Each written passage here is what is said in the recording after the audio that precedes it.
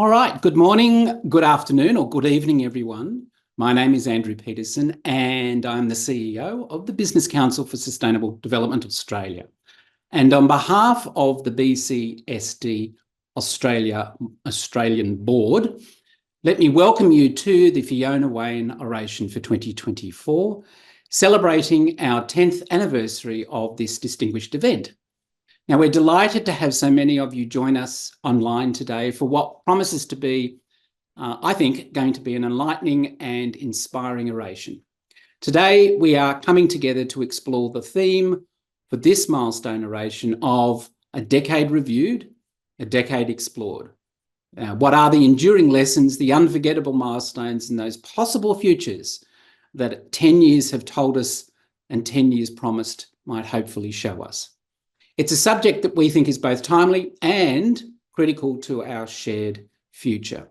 As we reflect on the past decade of this oration, we honour Fiona Wain's legacy of championing sustainable development and innovation. This oration has been a platform for thought leaders over that period, including, one hopes, Greg Bourne, who was actually the very first orator who joins us today. Welcome, Greg. This oration has been, as I say, a platform for thought leaders, industry experts, and change makers to share their particular insights and drive meaningful action. It's now my pleasure to welcome Susan Moylan-Coombs, the co-founder and CEO of the Guy Margall Group and a valued director of BCSD Australia. Susan will now deliver the acknowledgement of country. Please join me in welcoming Susan Moylan-Coombs. Thank you so much, Andrew. I'd like to start by saying Warami, Nagaya Susan, Nagaya Garinji Wawunga, Gumada Bianga, Gumada Waranga, Madamarong Tianaga Aniga, Madamarong Bialia, Gumaragal Guri Pemon. What I said was, hello, I'm Susan. I'm Garinji Wawunga. With deep honour and respect, I ask to speak to the male spirits, I ask to speak to the female spirits, for all of us to be able to walk and talk and live and listen and learn on whatever nation that you are coming to this afternoon to listen to the Fiona Wain Oration. Thank you very much.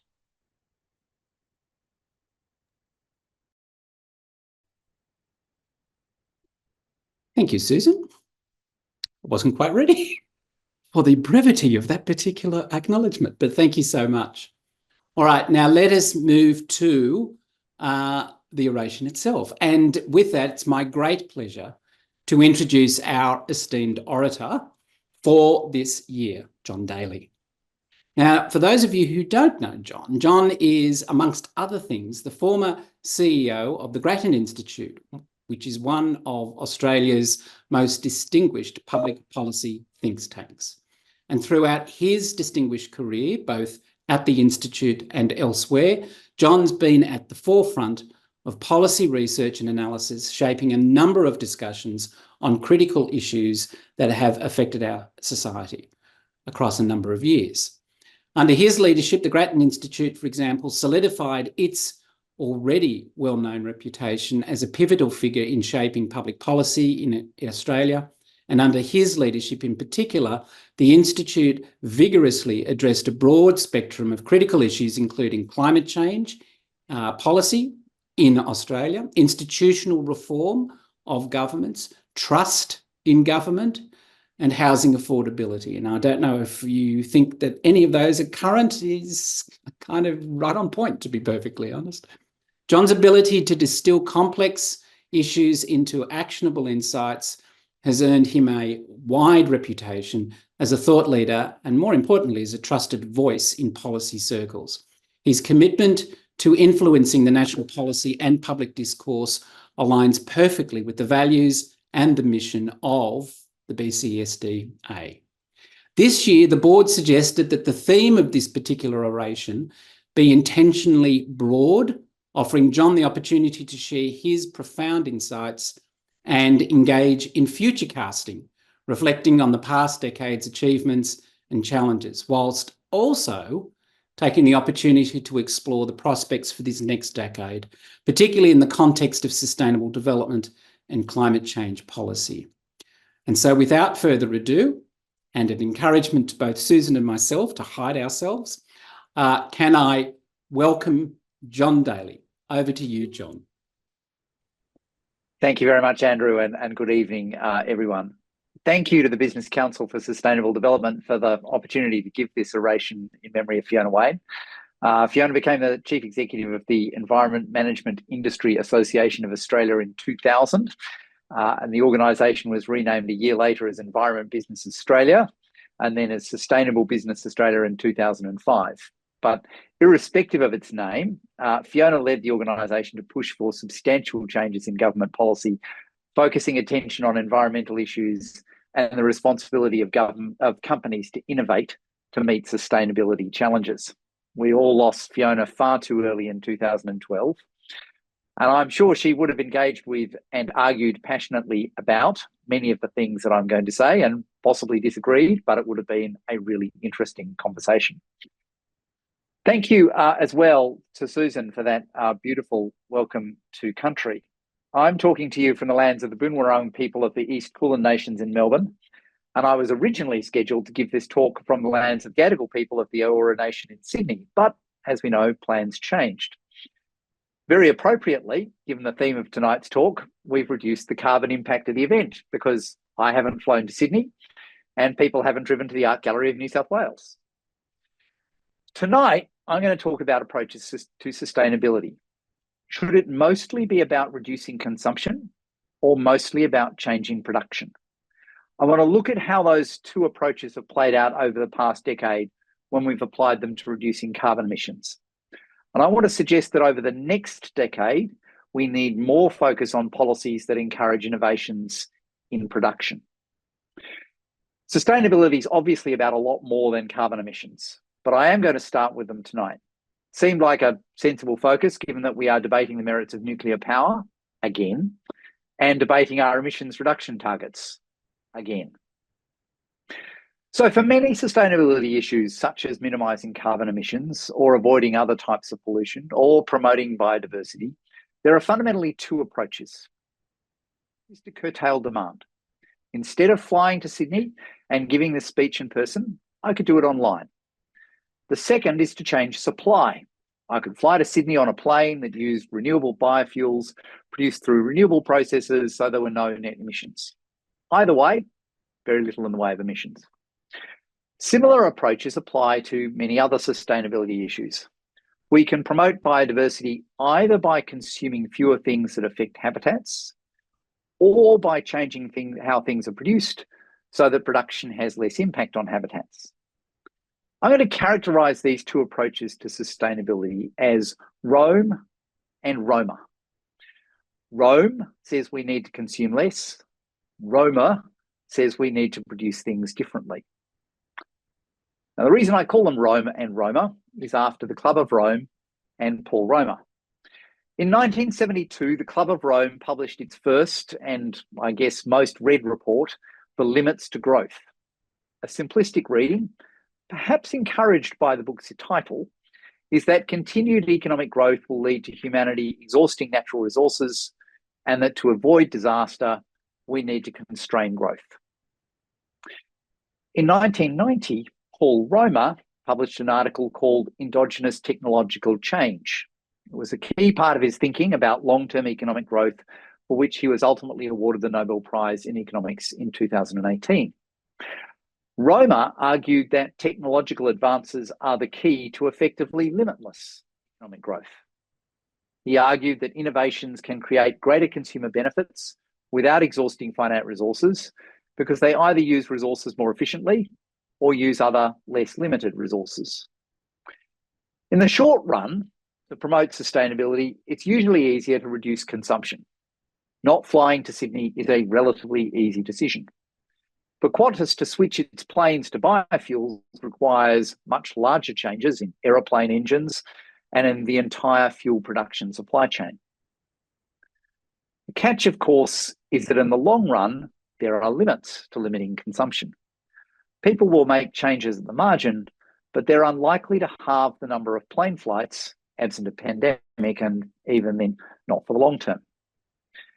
Continued economic growth requires ever-increasing consumption of benefits, but not resources.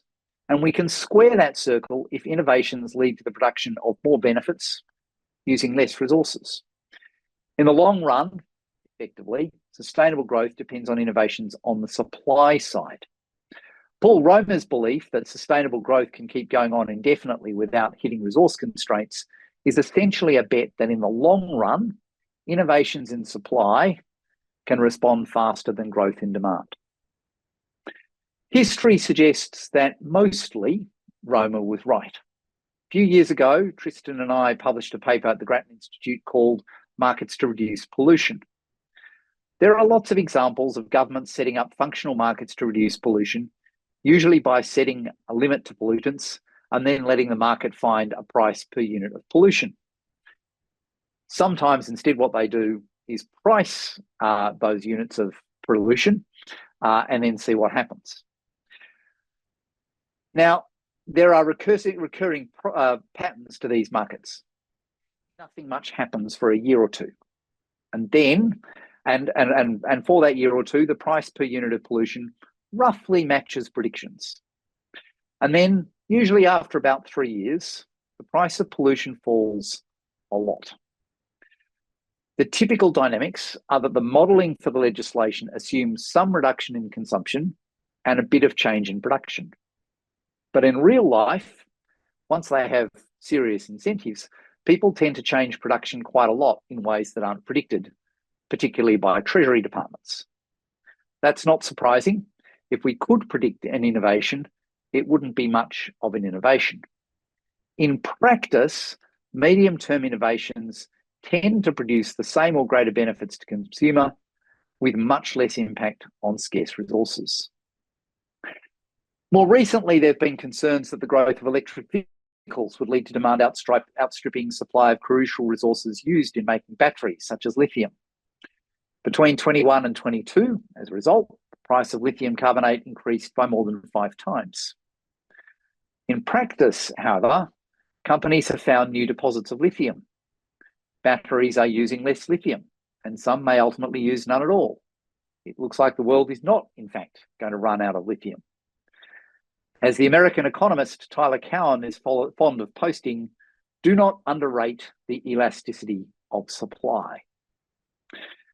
And more generally, much more generally, economic growth has often been accompanied by less, not more pollution, and where we price them, less, not more consumption of resources. Relative to less developed economies, more economically developed countries tend to have cleaner water, cleaner air, and more parks. Very famously, the Thames in 1900 was a sewer. Today, you can swim in it, although given the temperature, I wouldn't recommend it. So we can change production, and it does make a big difference. But short-term politics tends to focus on reducing consumption. Changes in production usually impose big costs on a small number of established producers, whereas changes in consumption usually impose relatively small costs on a large number of consumers. Now, you might think that in a democracy, you would prefer to have an outcome that affected a lot of people less rather than one that affected a small number of people less. But that's not how political economy works. As Manker Olson outlined in The Logic of Collective Action, concentrated losers are usually much better at organising political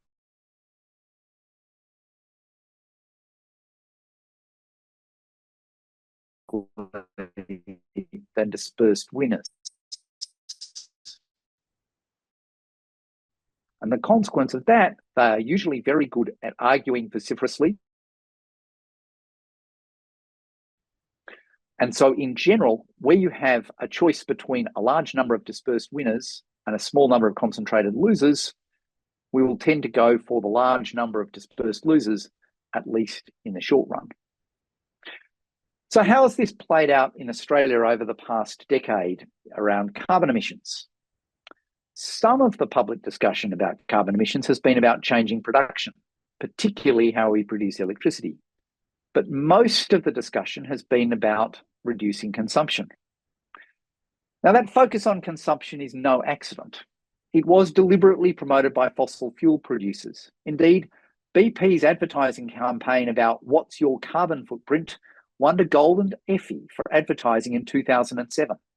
It was extremely effective in shifting political focus from production to consumption. The consequence is that we've imposed regimes that require all large companies to report extensively on their emissions, even if they're small in the scheme of things.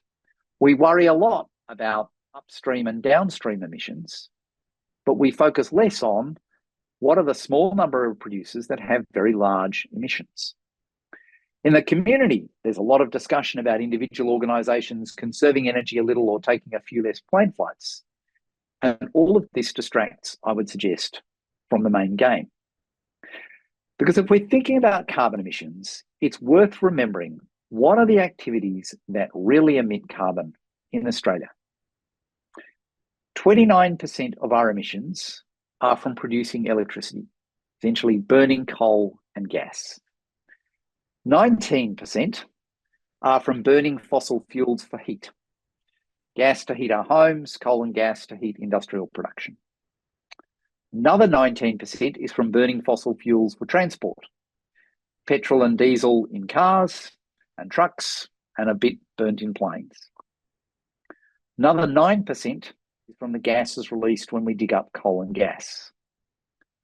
6% is from chemicals released in industrial processes, mostly steel making and some chemical manufacture and concrete manufacture. 15% is from agriculture, mostly methane from cattle. And then the remaining 3%, pretty small number, by definition rats and mice, and it includes things like emissions from garbage dumps.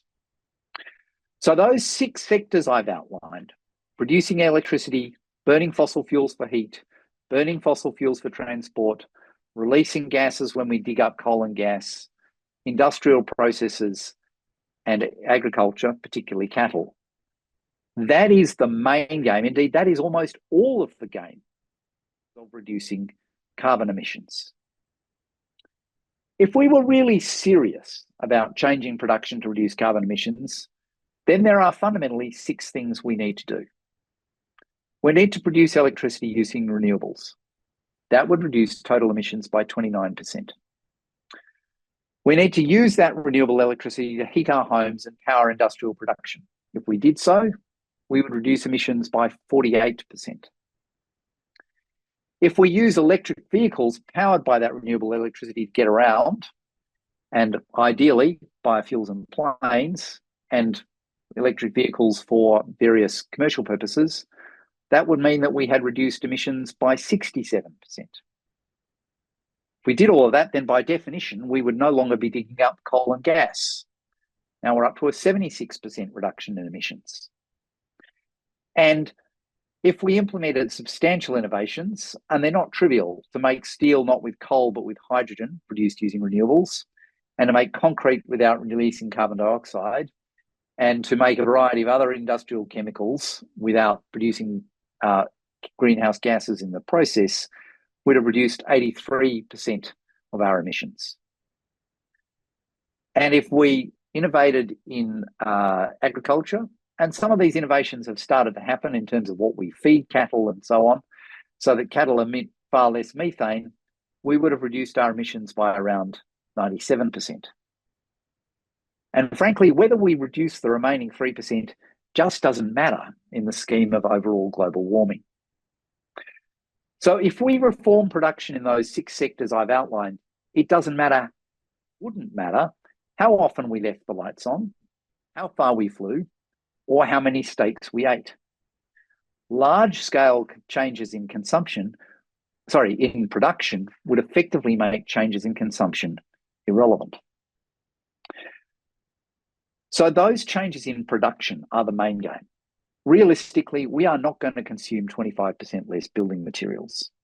but we might reduce the emissions of the sector, the building sector, by close to 100% if we those reforms to those 6 sectors I've talked about. In the short run, less consumption can reduce emissions a little, but the extent of global warming depends on overall production. If we can, over a period of years, if we can get big changes in production, then those small changes in consumption in the short term don't actually matter that much. So how are we doing? And here's the bad news. Progress on the main game of reducing Australia's carbon emissions over the past decade has been pretty limited. If we look at the last decade, carbon emissions from electricity have fallen by 20%. So that's about a 15% reduction in overall emissions. That's good. We like that. But emissions in each of the other 5 sectors have increased. Australia is only meeting its Paris target of a 43% reduction on 2005 levels because we're clearing less land. Now, I don't want to get into the debate about the legitimacy of counting that, but it has very successfully obscured the fact that despite all of the sustainability reporting and talk about carbon, we are increasing emissions in 5 out of the 6 sectors that matter. The political barriers to getting serious about changing production have, so far, been too high.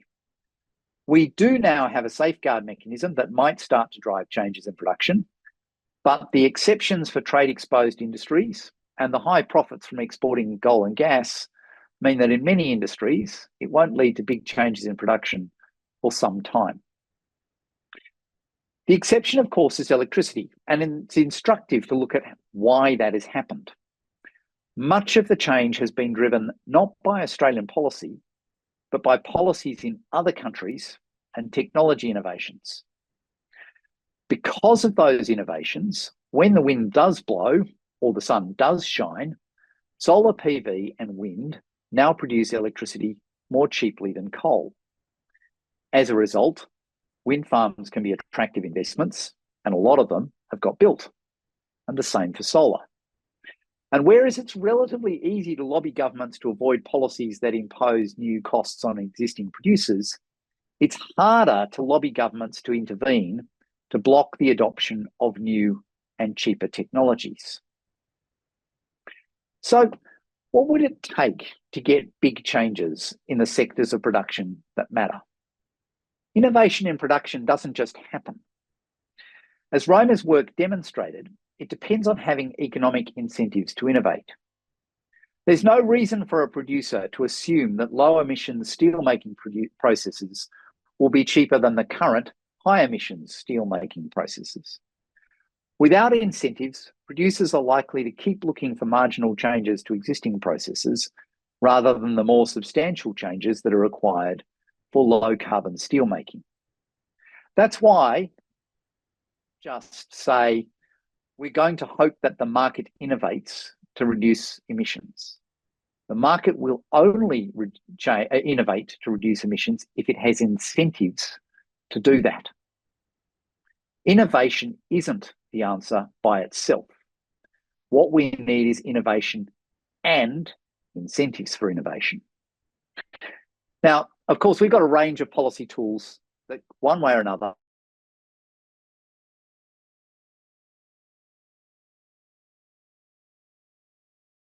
for the production of things we do like, or penalising the productions of things that we don't like. Governments can subsidise innovation, the R&D, scale up and support of new technologies. Governments can regulate, and I want to suggest that getting focus on changing production requires more focus on well-designed prices and subsidies and less focus on regulation and reporting. Now, classic economics prefers market prices. Economists know a lot about markets. Markets inherently link supply and demand so that the incentive to innovate increases if demand gets ahead of supply. Markets encourage unknown innovation, and they tend to promote the most productive innovations because government doesn't have to pick the winning innovation. Markets also reduce the demands for governments to compensate losers, because losers are seen as just uncompetitive rather than being able to portray themselves as the victims of unfair government policy. And markets avoid the inefficient cliffs that you get in regulations when there's safety on one side of the line and failure on the other. Instead, markets have nice continuous functions that economists like because they're a bit more efficient. But while economists love market prices, often politicians do not. When governments create a new market, as they did with carbon pricing, the losers are obvious, large, politically powerful. And there are also genuine policy limits to market prices. Success depends on government designing the market correctly, which isn't easy, as shown by current debates about the specification of our carbon credit regime and doubts about some of the biodiversity markets that governments have created. And markets don't deal well with externalities where others can benefit from the effort that one firm puts into an innovation without paying for it. And this matters a lot when there's lots of learning by doing, which is inherently hard to protect with intellectual property regimes. So, because of all of those problems with markets, even with policy wonks, government intervention, well designed and judiciously applied, is back in fashion. Our current treasurer is well known as a fan of Mariana Mazzucato, whose book, The Entrepreneurial State, documented the importance of government involvement in innovations that later propelled the success of private companies. This shift towards intervention is reflected by the US government's Inflation Reduction Act, which, despite the title, is primarily about providing large subsidies for low carbon technologies. Now, Australia doesn't have to compete by matching each of these subsidies. Governments subsidise activity in part because there's nothing to stop other people copying whatever innovations turn out to be successful. And those innovations will reduce emissions in Australia just as effectively as wherever they were invented. Economically, there's nothing wrong with Australia being a fast follower, copying innovations from the other 98% of the global economy. And in effect, that was Australia's economic strategy through the 1980s and 1990s, and it turned out to be very, very successful. You get the economic benefit of innovation, whether or not you invent it or whether you copy it. But that strategy of adopting other people's innovations only works if there are incentives to adopt those innovations. And that requires either carbon pricing or it requires luck so that the new processes turn out to be lower cost, irrespective of the carbon emissions. Now, there are other downsides to government subsidies. Governments have historically picked an awful lot of lemons, often encouraged by those who owned lemon trees. And when governments intervene, more often, then commercial players are more reluctant to invest because they fear that unpredictable and uncommercial government investments will change the return on their private investments. For example, Snowy 2.0 might ultimately deliver a lot of electricity on demand. But in the meantime, it has deterred a lot of commercial projects to deliver electricity on demand because they fear that the price of that electricity will fall a long way once Snowy 2.0 comes online, assuming it does come online. And of course, in the meantime, Snowy 2.0 has deterred a lot of commercial, has cost a lot of money and is showing all of the classic signs of a mega project with timelines and costs blowing out to multiples of original estimates. So there are reasons to be careful about government intervention. But government intervention does matter for Australia in areas where other countries are likely to develop the innovations that particularly matter to Australia's economy. Now, in lots of places, that doesn't matter.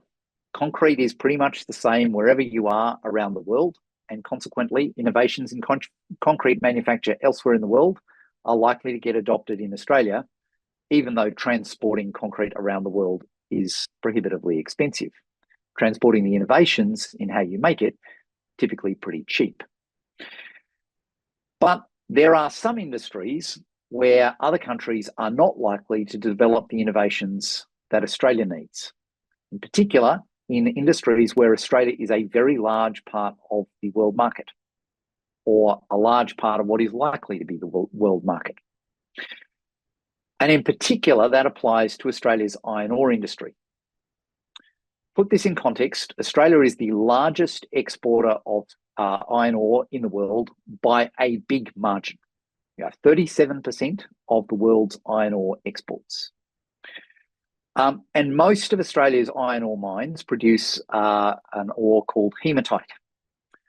Unfortunately, much of the money that's flowing into developing ways of making steel with much lower emissions uses processes that work with a different kind of iron ore called magnetite. Australia does produce some magnetite, but not that much. The processes that are being developed for low emissions steel making with magnetite won't necessarily work with hematite. And precisely because Australia is the world's largest exporter of iron ore, and even more so the largest exporter of hematite, we can't rely on other countries to invest in the innovations that are going to work with hematite and therefore benefit the Australian economy. In this area, we will need more than market incentives to adopt innovations from elsewhere.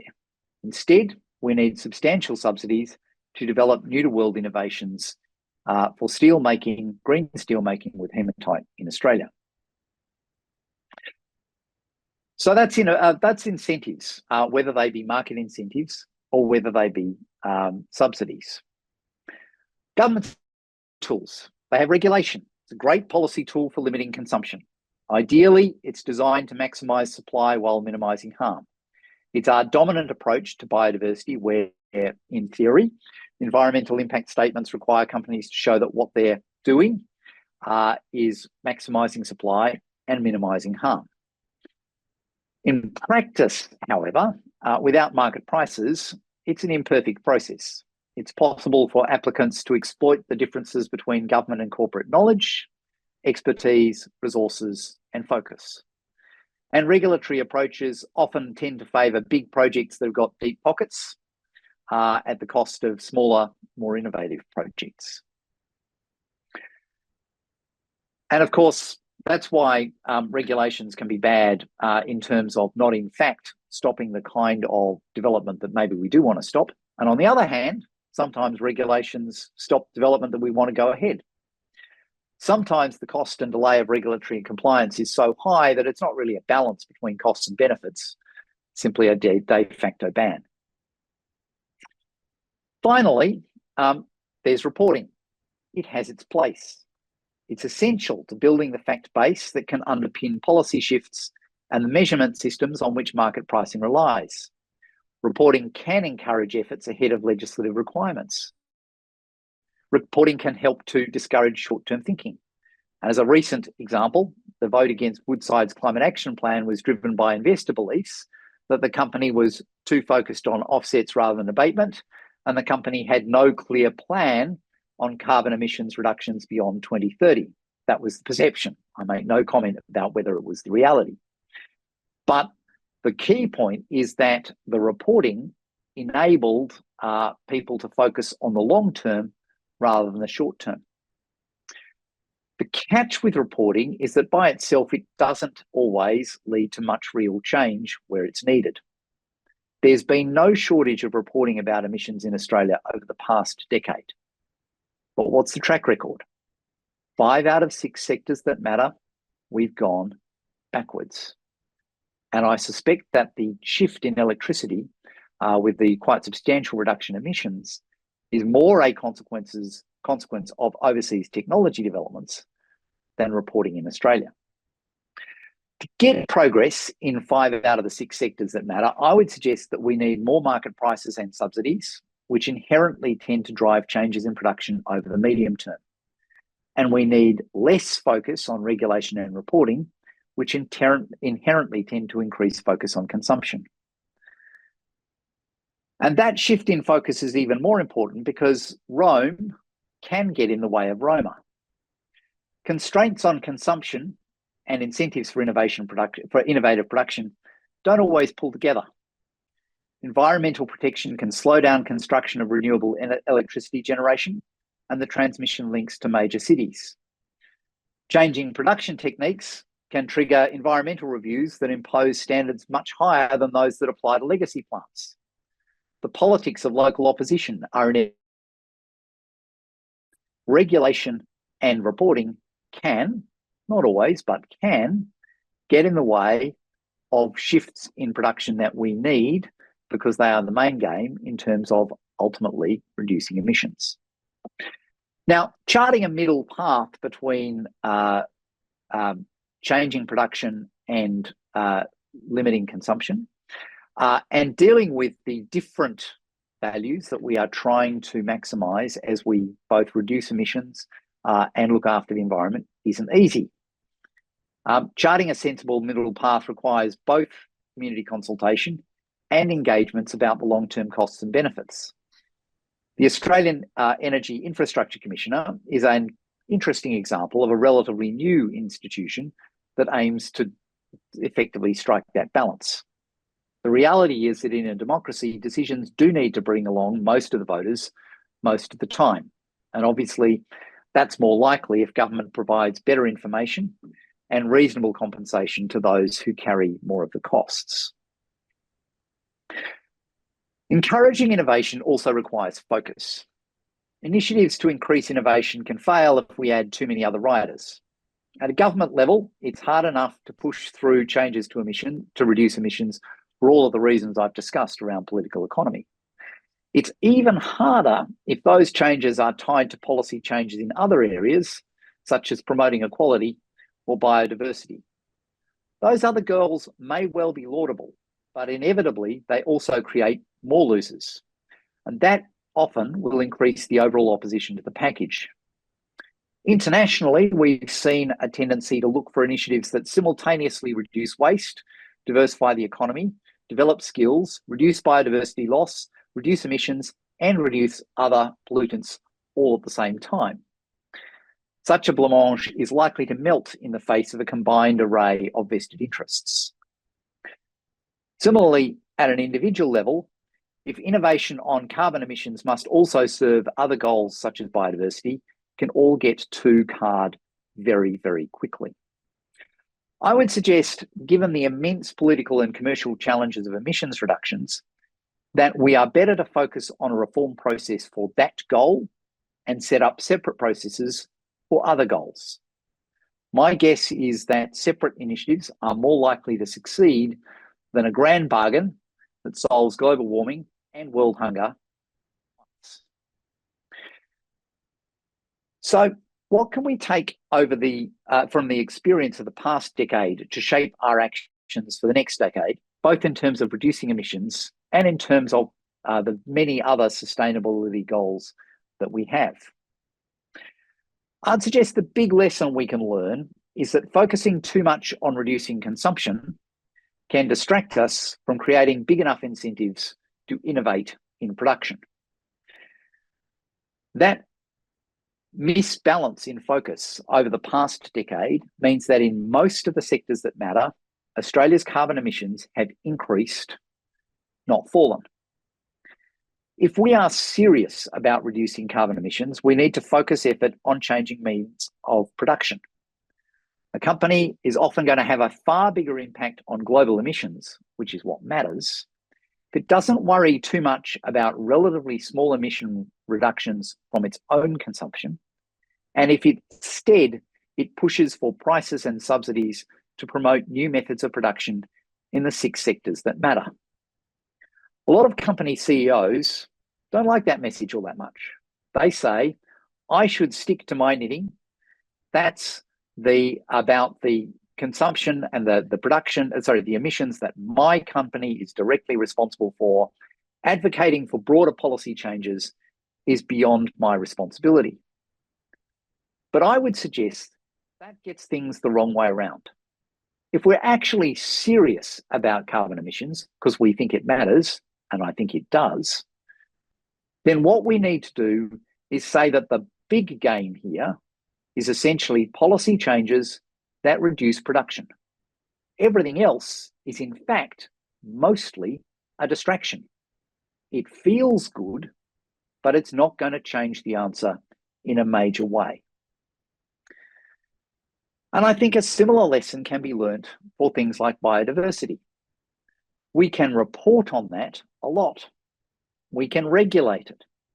But unless we have really serious incentives to promote biodiversity, unless we subsidise it or price it properly, and that requires very careful market design, chances are it's going to keep getting worse. So that's my message for today, is that we've got to focus on putting real prices and real incentives on changing how we produce things, because it's the main game, and don't get too distracted. Now, Fiona herself, in fact, put enormous effort into improving reporting. And at the time, that mattered. Without that reporting, we wouldn't have known where to focus. Now that we know, I think Fiona might have agreed that today we need more focus on governments changing the incentives. Because if you look at Fiona's work, she didn't just encourage companies to be more virtuous. She worked really hard with government to engage government on actually changing the legislative rules. And it's those changes in rules that ultimately are the big drivers of behaviour. I'd suggest that we can also learn that we should eat the elephant of the Sustainable Development Goals one goal at a time. Sometimes there's going to be synergies in pursuing more than one goal, particularly when we set up institutions to produce better policy decisions in the public interest across a range of issues. But more often, we're going to make more progress in the long run by prioritising one thing at a time. So if I'm ever invited back to commemorate Fiona Wain, perhaps next time I will fly to Sydney. But hopefully I'll be paying substantially extra, depending on how much fossil fuel my plane is burning, and maybe a bit more, depending on how many birds we hit on the way. Thank you very, very much for your time today and for the chance to honour Fiona's memory. And I hope that that's been an interesting way of thinking about sustainability over the last 10 years and for the next 10. Thanks, John. Oh dear, you've nailed Fiona, can I say? You've actually got it totally right. I have one question for you. I know we weren't going to do Q&A, but I do have one, and it is this. What would Australia's economy have looked like if the carbon price had remained in place past 2013-14? So I think we would have seen an economy that was smaller, very, very slightly. 1%, maybe 1.5% smaller. Put that in context, that's not a very big reduction in your income. In the overall scheme of things, a 1.5% reduction in your income over the past 10 years. So in other words, it's gone up by, fractions of a percent less each year. The shape of the economy in those 6 sectors, quite different. Everything else, I would suggest, will be almost exactly the same. So steel makers and concrete makers would probably have worked quite a lot harder on figuring out how to reduce their emissions.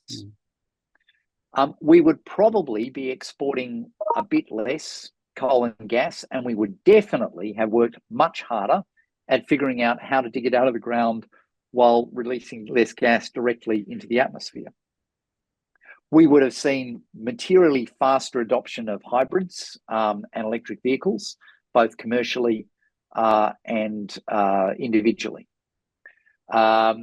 We would have seen a lot of industries that do directly heat, whatever they're producing in manufacture, shifting towards electricity much earlier. And we would probably have seen shifts elsewhere, but one way or another used fossil fuels less. So those are the kinds of things that would have happened. And I think one of the things that gets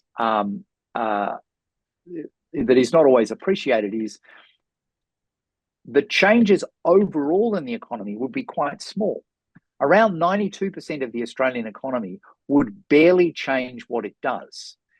Now, what it was using would have been produced in different ways, but the bank would operate in exactly the same way. The real estate agent would operate in exactly the same way.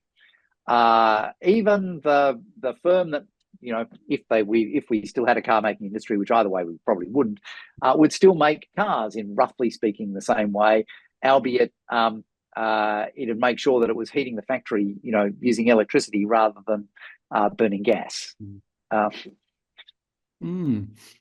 Yeah, thank you for that. I totally agree with you. So look, thank you so much for that. I know that Fiona would have thoroughly enjoyed that. You're absolutely right about what she would have been saying to government, because what you're saying is what she would have said. So I do thank you for your contribution today. It really was very thought-provoking, and as we as the board wanted you to do, to be insightful and scratch the inside of the oyster to create a pearl as a result of the discussion. So thank you so much for joining us. We're very grateful for your time and your effort in preparing and presenting the oration, and for sharing those insights to us all today. So on behalf of everybody at BCSDA, and to all the attendees and the registrants who will be getting a recording of this following this particular oration, we had over 179 registered for the event today, so that was very exciting. We do extend our heartfelt thanks to you and our appreciation for making this, the 10th anniversary of the oration, a memorable and impactful one. So thank you so much. Thank you. All right, now, so I will farewell John from the screen, but not from the oration itself. Oh, no. What I did was hide myself rather than asking John to hide himself. And I want to now pivot to a bit of an announcement, which is it's my pleasure to actually introduce Mark Rowland, there he is, from the Greenhouse Climate Tech Hub in Sydney. Now, people, Mark has some very exciting news to share that highlights our ongoing commitment to sustainable innovation and collaboration across many different facets. And so without giving too much away, let's just say that the announcement marks a pretty important milestone for BCSD Australia and our future endeavours. But apart from that, Mark, welcome, and over to you. And I might just stay on screen and see if I can find how I can farewell John from the screen. There he is. Okay. All right. Well, thank you, Andrew. And good afternoon, everybody. I'm going to share my screen and just show you a little couple of slides.